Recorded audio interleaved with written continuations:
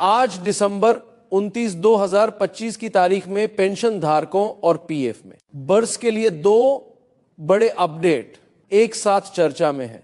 एक तरफ ईपीएस -95 की न्यूनतम पेंशन बढ़ाने की मांग पर संसद में सरकार का ताजा स्टैंड सामने आया है, और दूसरी तरफ ईपीएफओ 3 के नाम से पीएफ की आंशिक निकासी वाले नियम में जिन बड़े बदलावों की बात की जा रही है उस पर भी स्पष्ट जानकारी जानना जरूरी है।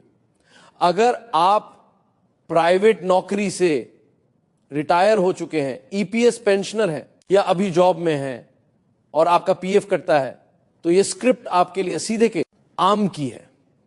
और अगर आप चाहते हैं कि आगे भी ऐसे अपडेट आपको बिना अफवाह, बिना उलझन और आसान भाषा में मिलते रहें, तो सब्सक्राइब करके जुड़े रहिए और नोटिफिकेशन ऑन रखिए ताकि कोई जरूरी जानकारी मिस ना हो।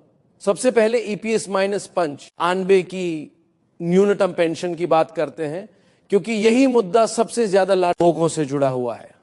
ईपीएस -95 के तहत न्यूनतम मासिक पेंशन 2014 से 1000 भारतीय नेपाली रुपया तय है।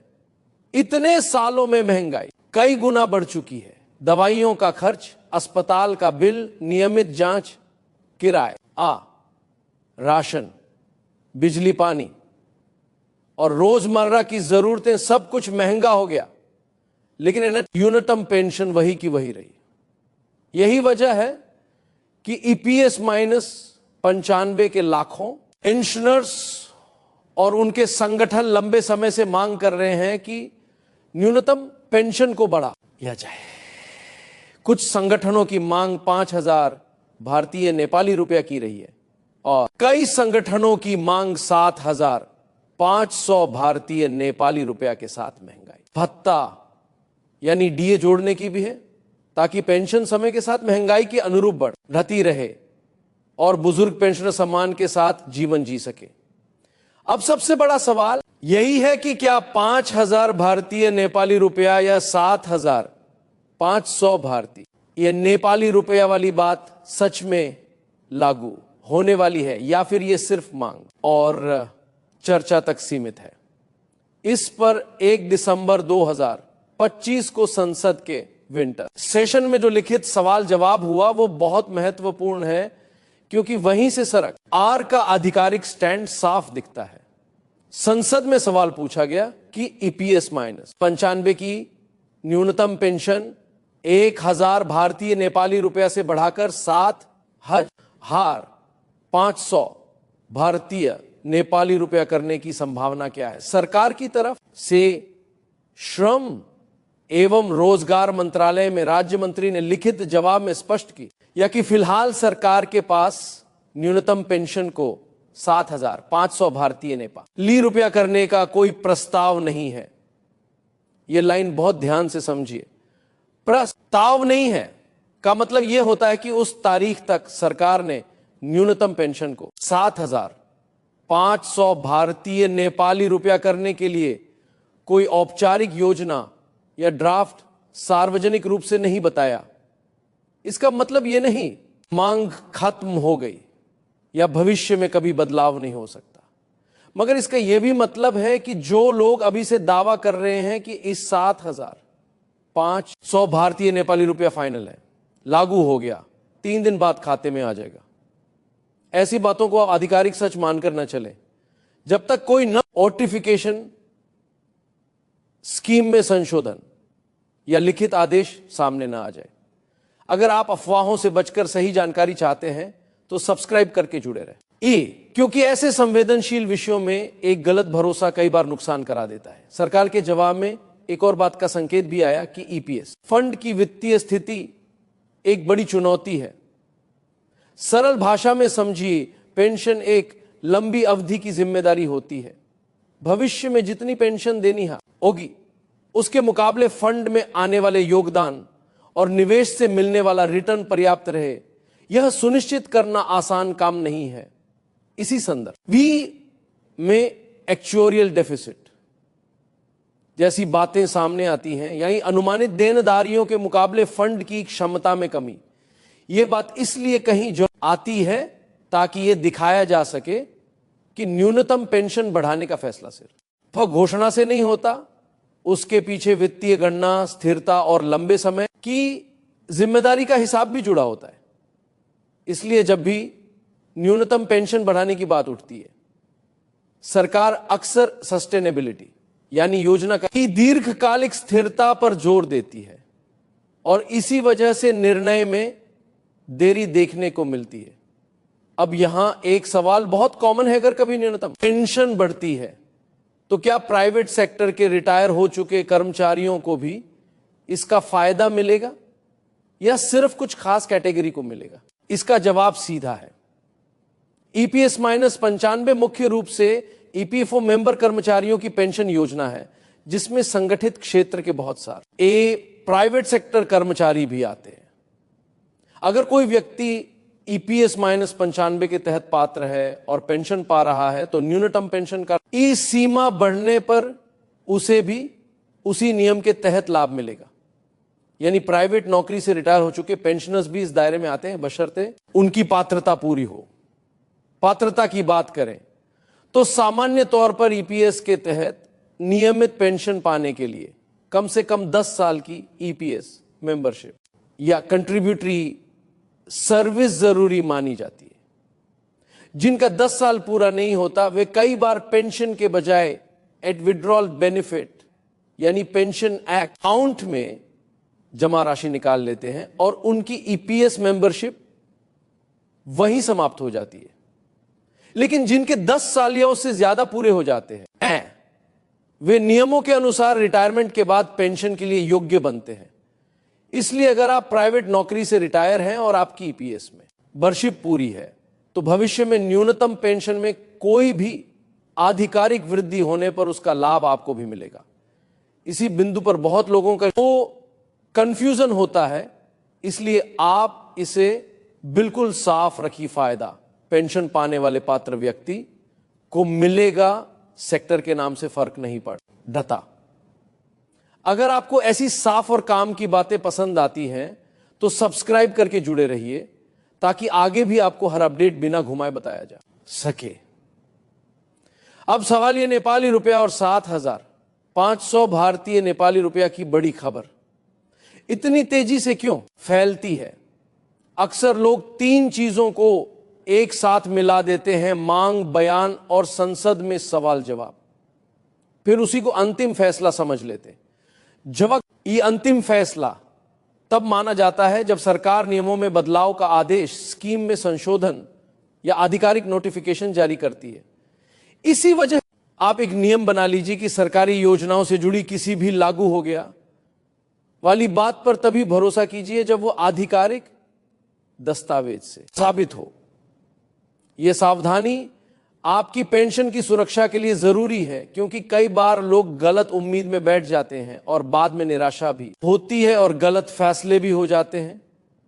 अगर आप चाहते हैं कि जैसे ही कोई आधिकारिक बदलाव आए उसकी कॉपी, उसका मतलब और उसका असर आपको आसान भाषा में समझाया जाए तो सब्सक्राइब जरूर रहिए और ये जानकारी अपने पेंशनर साथियों तक भी शेयर कर दीजिए। अब चलते हैं दूसरी बड़ी खबर की तरफ, ईपीएफओ 3। यहां सबसे पहले एक बात समझिए, ईपीएफओ 3 का मतलब बहुत जगहों पर पीएफ की आंशिक निकासी यानी पार्शियल विड्रॉल के नियमों को सरल, एकरूप और ज्यादा पारदर्शी बनाने वाले सुधारों से जोड़ा जा रहा है। उद्देश्य यह बताया जा रहा है कि जरूरत के समय सदस्य को पैसा जल्दी मिले, नियम कम उलझाऊ हो, क्लेम रिजेक्शन घटे और साथ ही रिटायरमेंट के लिए एक मजबूत कॉर्पस भी बना रहे। इसी वजह से आंशिक निकासी वाले पुराने जटिल ढांचे को सरल बनाने की बात सामने आई है। बहुत जगह कहा जा रहा है कि पहले अलग अलग उद्देश्यों के लिए अलग नियम थे, अलग सेवा अवधि थी, अलग सीमा थी और अलग डॉक्यूमेंटेशन था, जिससे कंफ्यूजन बढ़ता था। अब इन्हें व्यवस्थित करके एक यूनिफाइड फ्रेमवर्क की तरफ बढ़ने की बात हो रही है। ऐसे अपडेट्स को सही तरह समझने के लिए सब्सक्राइब करके जुड़े रहिए, क्योंकि अक्सर लोग आधा समझकर गलत निष्कर्ष निकाल लेते हैं। अब जिन 11 बड़े बदलावों की बात की जा रही है उन्हें आप सरल भाषा में समझिए ताकि कोई भ्रम न रहे। सबसे पहले आंशिक निकासी के उद्देश्यों को कम श्रेणियों में व्यवस्थित करने की बात है। पहले कई तरह के क्लॉज और कई अलग अलग कारण बताए जाते थे। अब इन्हें कुछ मुख्य कैटेगरी में लाकर प्रक्रिया को आसान करने का उद्देश्य बताया जा रहा है। इससे क्लेम करते समय कौन सा नियम लगेगा वाली उलझन कम हो सकती है और फील्ड ऑफिस में भी प्रक्रिया एक जैसी हो सकती है। दूसरा बड़ा बदलाव वो ये बताया जा रहा है कि न्यूनतम सेवा अवधि को अधिक एकरूप किया गया है। पहले अलग अलग जरूरतों के लिए सेवा अवधि अलग होती थी और कई लंबी अवधि के कारण जरूरत के समय लोग फंस जाते थे। अब सामान्य तौर पर यह सेवा अवधि 12 महीने यानी 1 साल रखे जाने की बात सामान्य आ रही है ताकि कम से कम 1 साल की मेंबरशिप पूरी होने पर सदस्य संबंधित कैटेगरी के तहत क्लेम आगे बढ़ा सके। इसका मतलब यह है कि किस वजह से कितने साल वाली उलझन कम हो सकती है और नियम समझना आसान हो सकता है। तीसरा बदलाव निकासी की राशि के आधार से जुड़ा बताया जा रहा है। पहले कई स्थितियों में सदस्य को केवल कर्मचारी के हिस्से और उस पर ब्याज तक ही निकासी की अनुमति मिलती थी। अब एलिजिबल बैलेंस की गणना में कर्मचारी के हिस्से के साथ नियोक्ता के हिस्से और ब्याज को भी शामिल करके निकासी का आधार व्यापक करने की बात कही जा रही है। सरल भाषा में कहें तो जिस बैलेंस पर प्रतिशत निकासी लागू होगा वह आधार बढ़ने से कई मामलों में निकाली जा सकती वाली राशि पहले के मुकाबले बड़ी हो सकती है। चौथा बदलाव 75% तक की निकासी से जुड़ा बताया जा रहा है। आधिकारिक स्पष्टीकरण और रिपोर्ट टीएस के अनुसार 75% निकासी को जरूरत के समय अधिक सरल बनाने, अतिरिक्त डॉक्यूमेंटेशन कम करने और प्रक्रिया स्ट्रीमलाइन करने की दिशा में बात हो रही है ताकि सदस्य को बार बार कागजों के लिए परेशान न होना पड़े और क्लेम प्रोसेसिंग तेज हो सके। यहां आपको यह समझना है कि प्रक्रिया जितनी डिजिटल और स्टैंडर्ड होगी उतनी देरी और रिजेक्शन की संभावना घटती है बशर्ते मेंबर का केवाईसी सही हो। 5वां बदलाव मिनिमम बैलेंस की सोच से जुड़ा बताया जा रहा है। बार बार निकासी के कारण बहुत से सदस्यों का पीएफ बैलेंस रिटायरमेंट के समय बेहद कम रह जाता है, जिससे कंपाउंडिंग का फायदा नहीं मिल पाता और रिटायरमेंट सुरक्षा कमजोर हो जाती है।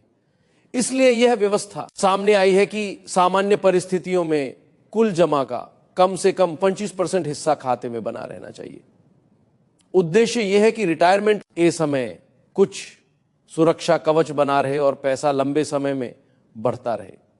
इसे आप ऐसे समझिए कि जरूरत के समय सहायता भी मिले लेकिन पूरा पर्पस एक साथ खत्म भी न हो, यह संतुलन बनाने की कोशिश है। छठा बदलाव बेरोजगारी की स्थिति में निकासी के नियम से जुड़ा बताया जा रहा है। पहले भी बेरोजगारी में आंशिक निकासी के नियम थे, लेकिन अब इसे स्पष्ट और व्यावहारिक बनाने की बात हो रही है। बताया जा रहा है कि बेरोजगार होने पर सदस्य अपने पीएफ बैलेंस का 75% हिस्सा तुरंत निकाल सकेगा और बाकी 25% हिस्सा एक निश्चित अवधि पूरी होने के बाद निकाला जा सकेगा। यहां लक्ष्य यही समझिए तत्काल जरूरत के लिए बड़ी राहत, लेकिन भविष्य की सुरक्षा के लिए कुछ हिस्सा बचा रहे। 7वां बदलाव फाइनल सेटलमेंट यानी पूरी रकम निकालने की प्रक्रिया से जुड़ा बताया जा रहा है।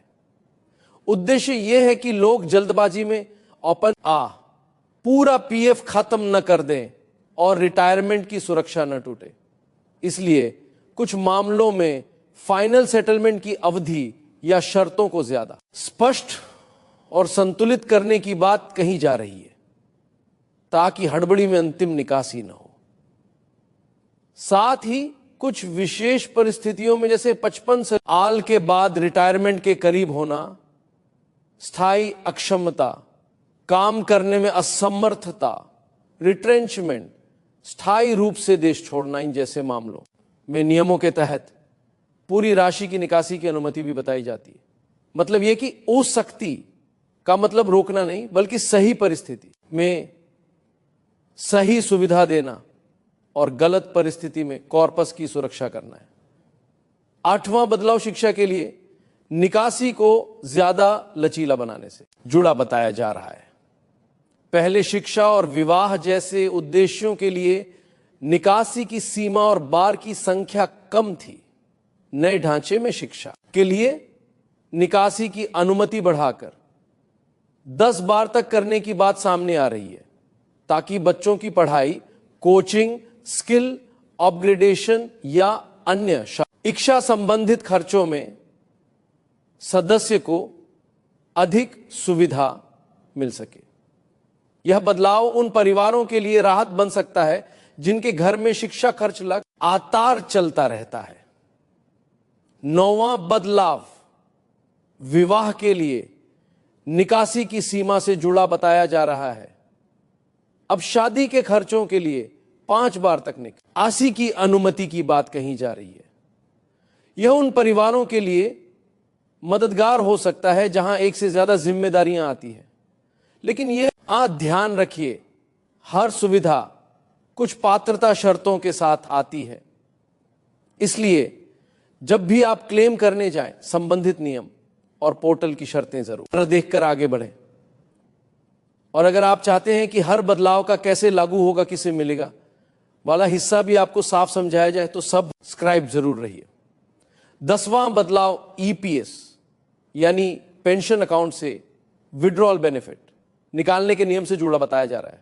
बहुत से लोग नौकरी बदलते ही या नौकरी छूटते ही पेंशन अकाउंट की जमा राशि निकाल लेते थे, जिससे उनकी ईपीएस मेंबरशिप खत्म हो जाती थी और आगे कि पेंशन का अधिकार भी चला जाता था। अब पेंशन लाभ की निरंतरता को बढ़ावा देने और सदस्य को 10 साल की पात्रता पूरी करने के लिए प्रेरित करने के उद्देश्य से यह प्रावधान बताया जा रहा है कि पेंशन अकाउंट की जमा राशि निकालने के लिए 36 महीने यानी 3 साल तक की प्रतीक्षा अवधि रखी जा सकती है। साथ ही यह भी स्पष्ट किया जाता है कि 58 वर्ष की उम्र में मिलने वाली नियमित पेंशन पर इन बदलावों का असर नहीं पड़ता। यानी जो व्यक्ति 10 साल की ईपीएस मेंबरशिप पूरी करके पेंशन के योग्य है, उसकी पेंशन पात्रता मूल रूप से सुरक्षित रहती है। इस बिंदु को समझना बहुत जरूरी है, क्योंकि कई लोग जल्दी निकासी करके भविष्य का नुकसान कर बैठते हैं। 11वां बदल आओ पूरी प्रक्रिया को डिजिटल, तेज और पारदर्शी बनाने से जुड़ा बताया जा रहा है। नियमों के एकीकरण से क्लेम फाइल करना आसान हो सकता है, रिजेक्शन और देरी कम हो सकती है और ट्रैकिंग बेहतर हो सकती है। लेकिन इसके लिए सदस्य की तरफ से भी कुछ बुनियादी चीजें सही होना जरूरी है। आपका यूएन एक्टिव हो, आधार और केवाईसी अपडेट हो, बैंक अकाउंट और आईएफएससी सही हो, नाम और जन्मतिथि में कोई गलती ना हो और मोबाइल नंबर अपडेट हो, ताकि ओटीपी और वेरिफिकेशन में समस्या ना है। जैसे जैसे प्रोसेस ज्यादा डिजिटल होगा, सही केवाईसी का महत्व बढ़ता जाएगा। अब एक जरूरी सावधानी, एपीएफओ 3 सुनते ही बहुत लोग मान लेते हैं कि सारे नियम आज से हर जगह लागू हो गए। व्यवहार में ऐसा नहीं होता। नीति स्तर पर मंजूरी, circular, software update, field office को दिशा निर्देश और सिस्टम में बदलाव, इन सबके बाद ही कि सी नियम का लाभ हर सदस्य तक पूरी तरह पहुंचता है। इसलिए अगर आपको किसी कैटेगरी में तुरंत वही अनुभव न मिले जो खबरों में बताया जा रहा है, तो घबराइए नहीं। अपना यूएन पोर्टल, आधिकारिक ईपीएफओ अपडेट और ग्रीवांस पोर्टल पर स्टेटस देखिए और आधिकारिक निर्देशों के हिसाब से ही कदम उठाइए। सही जानकारी और सही समय पर उठाया गया कदम ही फायदा दिलाता है। और ऐसे ही फैक्ट बेस्ड अपडेट्स के लिए सब्सक्राइब कर जुड़े रहिए, ताकि आपको हर बदलाव की असली स्थिति पता चलती रहे। अब बहुत प्रैक्टिकल सलाह की बात। पहली बात, ईपीएस -95 न्यूनतम पेंशन बढ़ाने की मांग मजबूत है और मुद्दा संसद में उठ चुका है, लेकिन 1 दिसंबर 2025 के लिखित जवाब के अनुसार फिलहाल 7,500 भारतीय नेपाली रुपया करने का कोई सरकारी प्रस्ताव नहीं बताया गया है। इसलिए उम्मीद रखें, लेकिन फाइनल हो गया जय से दावों से बचे। दूसरी बात, अगर आप ईपीएफ मेंबर हैं और निकासी की जरूरत पड़ती है तो नए नियमों की सुविधा का फायदा जरूर लीजिए, लेकिन न बैलेंस बचाने वाली सोच का सम्मान भी कीजिए, क्योंकि यही पैसा आपके रिटायरमेंट की असली सुरक्षा है। तीसरी बात, कोई भी क्लेम करने से पहले अपना केवाईसी, यूएएन, बैंक डिटेल और नाम की स्पेलिंग जरूर चेक कर लें, क्योंकि ज्यादातर देरी और रिजेक्शन इन्हीं छोटी छोटी गलतियों से होते हैं। चौथी बात, अगर आपका कोई केस लंबे समय से अटका है तो शिकायत चैनल का सही उपयोग करें, अपनी एप्लीकेशन की रिसीविंग रखें और जो भी संवाद हो उसे रिकॉर्ड में रखें ताकि मामला बेवजह लंबा न खींचे। और अब एक निवेदन, अगर आपको यह जानकारी उपयोगी लग रही है तो इससे अपने पेंशनर ग्रुप्स, अपने सहकर्मियों और अपने परिवार में उन लोगों तक जरूर शेयर कर दीजिए जो प्राइवेट नौकरी में रहे हैं, जिनका पीएफ कटता है। आपकी एक शेयर से किसी का समय, पैसा और परेशानियां बच सकती है। साथ ही आप सब्सक्राइब करके जुड़े रहिए, क्योंकि आगे भी जैसे जैसे ईपीएस -95 और ईपीएफओ 3 पर कोई अधिकारी का आदेश, नोटिफिकेशन या सिस्टम बदलाव सामने आएगा, उसकी सही और स्पष्ट जानकारी आपको आसान भाषा में मिलत ही रहेगी। वीडियो जैसा कंटेंट अगर आपको पसंद आता है तो सब्सक्राइब जरूर कर लीजिए, लाइक कर दीजिए और नोटिफिकेशन ऑन रखिए ताकि हर जरूरी अपडेट सबसे पहले आपके पास पहुंचे। अंत में सार बिल्कुल साफ है।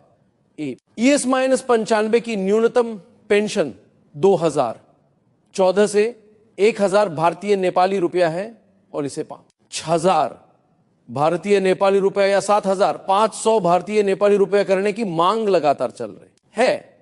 लेकिन संसद में 1 दिसंबर 2025 को दिए गए लिखित जवाब के अनुसार फिलहाल 7500 भारतीय नेपाली रुपया करने का कोई सरकारी प्रस्ताव घोषित नहीं किया गया है। दूसरी तरफ ईपीएफओ 3 के तहत आंशिक निकासी के नियमों को अधिक एक रूप, सरल और डिजिटल बनाने की दिशा में बड़े बदलाव बताए जा रहे हैं, जिनमें बेरोजगारी, शिक्षा, विवाह, आवास, इलाज, आपदा, लॉकआउट जैसी स्थितियों में निकासी की प्रक्रिया को व्यवस्थित करने, 12 महीने की न्यूनतम सेवा अवधि, 65% निकासी की सुविधा, 25% बैलेंस सब बचाने की सोच और केवाईसी आधारित तेज प्रोसेसिंग जैसे बिंदु शामिल हैं। लेकिन किसी भी नियम को पूरी तरह लागू मानने का सही तरीका यही है कि आप आधिकारिक आदेश और सिस्टम अपडेट की पुष्टि करें। आपका समय देने के लिए धन्यवाद। अपना ध्यान रखिए, दस्तावेज अपडेट रखिए और सही जानकारी के साथ सही फैसला लीजिए। जुड़े रहिए, सब्सक्राइब करके साथ रहिए और अपनी जरूरत की सही अपडेट समय पर पाते रहिए। धन्यवाद।